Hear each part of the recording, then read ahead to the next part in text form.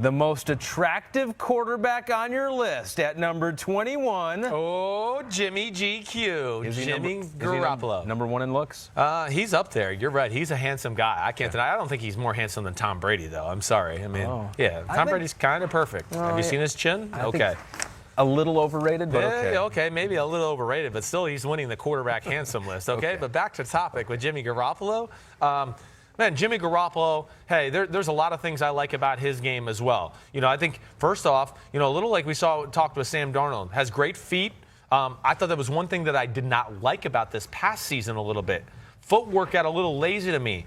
Throwing the ball mechanically too many times with what I would call a hitch step, without a hitch step, throwing the football, getting back to the top of his drop and just letting his feet be, cemented in the ground flat, and then trying to throw a ball 15, 20 yards down the field. And it led to some errant throws in some situations, which concerned me. He only played a couple games. I know, he only played 3. I'm basing it off the Minnesota. I'm basing it off the Detroit Lion game where there was a few here and there. And even the Kansas City. But just things, I'm being nitpicky. And that's what it is here now. Sure. We're talking about, come on, the best quarterbacks on the planet here. I'm nitpicking between little things that I see and don't see.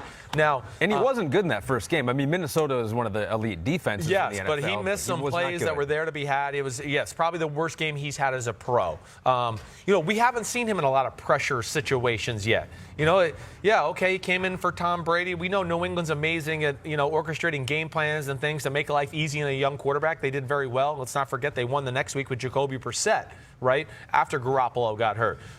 Comes into San Francisco, saves the day, gets 6 wins, but they were 0-10 when he got there. So, that there was no pressure in that season. He was almost like, hey, here's Captain America, come save the day. Right. So that was all positive. We haven't really seen him in crunch time NFL, consistent week after week football yet. That would be my big question. And, one of the things I'll say about him, he's good at everything. I don't know if there's one glaring thing I look at to go, ooh, he is great at this. And I don't know if there's one glaring thing that I look at and go, ooh, he's really horrible at this. I do know that when I go back and I make these lists and study him, I'm more impressed with his scrambling and ability to, attack the line of scrimmage and then, oh, gosh, there's nowhere to run and find a receiver and get 10 yards. I'm really impressed with his ability when people are around him to kind of just flick the ball, because he can get the ball out of his hand in a quick way too. And put the ball into a hole or a window, Ahmed, where the receiver's not there yet, but he can see him coming there, and he's about to get hit, and he's got a great feel to just put it right in the right spot to where, okay, when the ball gets there, the receiver will be there. And that's anticipation and just having a great hand and eye feel for the position in general. But this is a big year for him. Supposed to be back to 100% by training camp from that torn ACL versus Kansas City last year.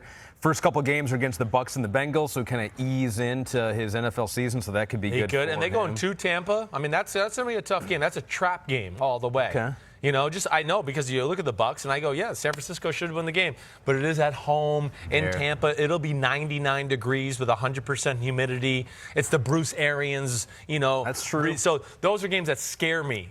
I'm like you. I look at it and go, the 49ers should win that game. Yeah. But those are scary games when you go across the country and got to play in an element maybe that you're not quite used to with a new vibe in the stadium. What do you think of the skilled players around him? You got George Kittle. You got Marquise Goodwin. The running backs, I mean, they got a lot of talent there with Tevin Coleman, Matt Breida, Jerick McKinnon, so they might be able to run the ball. I think so. When you look at their O-line, it's special. I mean, I know Kyle Shanahan, they're famous for their running game anyways. Garoppolo, I think, is a great fit for, coming out of play action pass. He's an aggressive decision maker. When he sees it, he just pulls the trigger and goes. I like that aspect about him, that aggressive nature. So I think it all really fits. I mean, I'll say this. Yeah, I mean, I got him as the number 21 quarterback in football. I get that. 15 last year. He dropped down. He did. He's dropped down your list. Yeah, well, he's been hurt. There's young guys in football. There's other guys that he was close to last year that, of course, played last year and played better than him. And, they were on the field. So, yeah, they go down. But this is where I'll say, this is my caveat for him.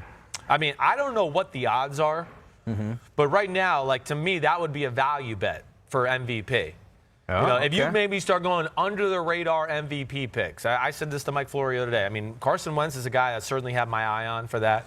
other than the big names, Rodgers, Breeze, Brady, all those. And we know they're going to be in the conversation. Someone who's in the 50-1 range. Exactly. Yeah. Jimmy Garoppolo would be one of those guys I'd say, if you got some extra money going around and you might want to hit the jackpot, he'd be the guy, because you talked about the weapons around him. The O-line's good. We know they're going to run the ball. The running back's pretty good with Tevin Coleman, McKinnon, like you said. But, Dante Pettis showed promise last year. Marquise Goodwin can fly deep down the field. Who's his top receiver? Kittle. George Kittle, the tight end, is probably the #1 go-to guy. And then with pick 2 and 3 in this year's past draft, they get the kid out of South Carolina, Deebo Samuel, and then Jalen Hurd out of Baylor, to where I just look at the 49ers and go, ooh, watch out. That's a sneaky good skill group. And they signed Jordan Matthews to go along with it. So he's set up with success, not only because of the skill talent, but the offensive scheme. And then I think there's enough talent around him. Patriots gave him up for a second-round pick in 2018.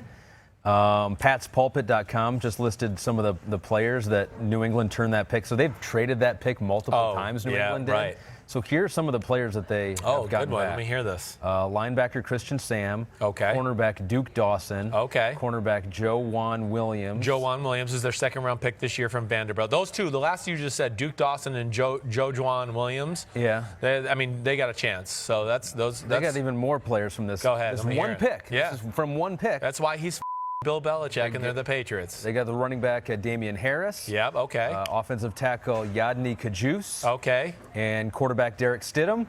Jarrett Stidham. And also a 4th-round pick next year. Are you kidding me? From that one pick. Yeah, that's New England. That's how they work magic. And that's incredible. I know. That's why we look at them and go, they've had 7 injuries. How do they still win? It's because they have all those type of moves to add depth. And, gosh, I know. That's why New England's New England. And, yeah, that's amazing. Hi, I'm Mike Tirico, and thanks for watching. Make sure to hit subscribe for the latest news and highlights from NBC Sports.